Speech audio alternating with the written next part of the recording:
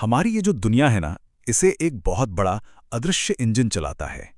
एक ऐसा इंजन जो हमारे मौसम, हमारी जलवायु और यहाँ तक कि हमारे इतिहास को भी आकार देता है। ये लगातार हमारे चारों ओर काम कर रहा है। चलिए आज इसी अदृश्य इंजन के अंदर झांक कर देखते हैं कि आखिर ये काम कैसे करता है। एक सवाल मन में आता है कि पृथ्वी के जितने भी बड़े बड़े वर्षावन हैं, जैसे अमेज़न, वो सब भूमध्य रेखा के पास ही क्यों हैं? और दुनिया के सबसे बड़े रेगिस्तान जैसे सहारा ठीक उसके थोड़ा उत्तर में ही क्यों बसे हैं? ये कोई इत्तेफाक तो नहीं है। ये एक बहुत बड़ी वैश्विक पहेली है और आज जब हम इस सफर को खत्म करेंगे तो इसका जवाब हमारे पास होगा। तो इस पहेली को सुलझाने के लिए ना हमें सबसे पहले हवा के एक बहुत ही बेसिक नियम को समझना पड़ेगा। यकीन मानिए ये वो नींव है जिस पर ये पूरा सिस्टम टिका हुआ है। चलिए अपने वायुमंडल को एक बहुत बड़े ग्लोबल हीट इंजन की तरह देखते हैं। हाँ, एक इंजन। और जैसा कि हर इंजन को चलाने के लिए ईंधन चाहिए, हमारे इस इंजन का ईंधन है सूरज। सारी की सारी ताकत, सारी ऊर्जा सूरज से ही आती है। तो ये इंजन काम कैसे करता है? देखिए, सारी कहानी शुरू होती है निम्न दाब यानी लो प्रेशर से। भूमध्य रेखा पर जब सूरज की सीधी किरणें पड़ती हैं तो वहां की हवा जाहिर है गर्म हो जाती है। और गर्म हवा की खासियत है वो हल्की होती है और हमेशा ऊपर उठती है। अब जैसे जैसे ये हवा ऊपर जाती है ये ठंडी होने लगती है और इसके अंदर की नमी वो बूंदों में बदलकर बादल और फिर बारिश बन जाती है। अच्छा, अब आते हैं सिक्के के दूसरे पहलू पर, यानी हाई प्रेशर पर। जो हवा ऊपर उठी थी वो वहीं तो नहीं रहेगी ना, वो फैलती है और फिर ठंडी और भारी होकर नीचे की तरफ आती है। और जैसे ही ये हवा नीचे उतरती है ये और गर्म और सूखी हो जाती है। नतीजा, बादल साफ हो जाते हैं और मौसम एकदम खुला और सूखा रहता है। तो यहाँ पर सबसे ज़रूरी बात जो हमें याद रखनी है वो है हवा का ये सुनहरा नियम। गर्म नम हवा ऊपर उठती है, लो प्रेशर बनाती है और बारिश लाती है। वहीं दूसरी तरफ ठंडी सूखी हवा नीचे बैठती है, हाई प्रेशर बनाती है और आसमान को साफ कर देती है। बस यही एक छोटा सा नियम हमारे पूरे ग्रह की जलवायु को कंट्रोल करता है। कमाल है ना? ठीक है, तो अब जब हम ये बेसिक नियम समझ चुके हैं तो चलिए देखते हैं कि ये नियम मिलकर एक ग्लोबल सिस्टम कैसे बनाते हैं। ये एक तरह की यात्रा है जो भूमध्य रेखा से शुरू होगी और ध्रुवों तक जाएगी। तो सब कुछ शुरू होता है भूमध्य रेखा यानी 0 डिग्री लैटिट्यूड पर। यहाँ सूरज की जबरदस्त गर्मी हवा को ऊपर उठाती है जिससे एक परमानेंट लो प्रेशर बेल्ट बन जाता है। अब ये हवा ऊपर जाकर फैलती है और करीब 30 डिग्री उत्तर और दक्षिण में पहुंचकर ठंडी होकर नीचे उतरने लगती है और यहां बन जाते हैं हाई प्रेशर जोन। लेकिन रुकिए, 60 डिग्री पर कुछ और भी दिलचस्प होता है।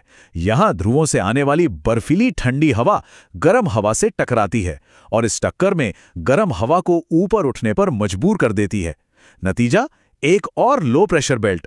और आखिर में 90 डिग्री पर यानी ध्रुवों पर बहुत ज्यादा ठंडी और भारी हवा लगातार नीचे बैठती है जिससे वहां एक स्थायी हाई प्रेशर जोन बन जाता है। ये सब मिलकर एक विशाल ग्लोबल कन्वेयर बेल्ट की तरह काम करता है। लेकिन एक बात समझना जरूरी है, ये जो पेटियां हैं ये कोई पत्थर की लकीर नहीं है। ये तो हमारे ग्रह की जलवायु मशीन के बड़े बड़े घूमते हुए गियर्स की तरह हैं। ये लगातार घूम रहे हैं, एक दूसरे पर असर डाल रहे हैं और हमारे ग्रह को एक संतुलन में बनाए रखते हैं। तो इन अदृश्य प्रेशर बेल्ट्स का हम पर क्या असर होता है? इसका सबसे सीधा और महसूस होने वाला असर है हवा। वही हवा जिसे हम हर रोज महसूस करते हैं। चलिए देखते हैं कि ये दोनों चीजें आपस में कैसे जुड़ी हैं। इसका लॉजिक बहुत ही सिंपल है। प्रकृति को ना असंतुलन पसंद नहीं है। तो होता यह है कि हवा हमेशा हाई प्रेशर वाले इलाके से, जहां हवा का दबाव ज्यादा है, लो प्रेशर वाले इलाके की तरफ बहती है जहां दबाव कम है। बिल्कुल वैसे ही जैसे एक भरे हुए गुब्बारे से हवा बाहर निकलती है। और हवा की इसी मूवमेंट को, इसी बहाव को हम पवन या हवा कहते हैं।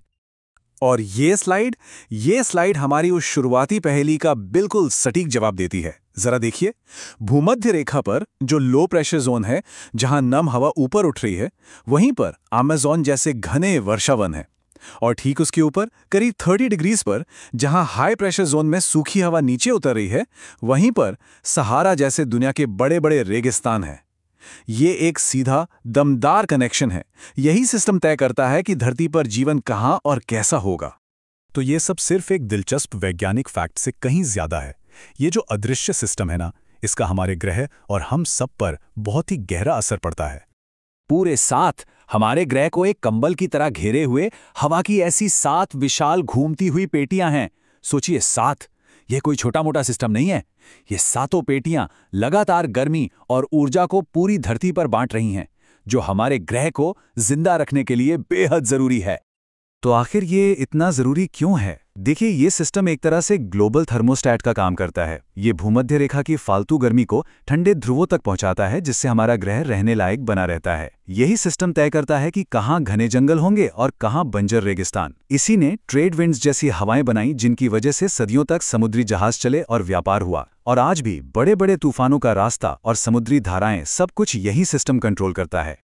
और जाते जाते एक सवाल छोड़ जाते हैं। हम जानते हैं कि ये पूरा इंजन गर्मी से चलता है, तो जैसे जैसे हमारा ग्रह गर्म हो रहा है, इस विशाल अदृश्य इंजन का क्या होगा? क्या ये पेटियां खिसक जाएंगी? क्या तूफानों का पैटर्न और भी खतरनाक हो जाएगा? ये एक बहुत बड़ा सवाल है जिसका सामना हमें आने वाले समय में करना ही होगा।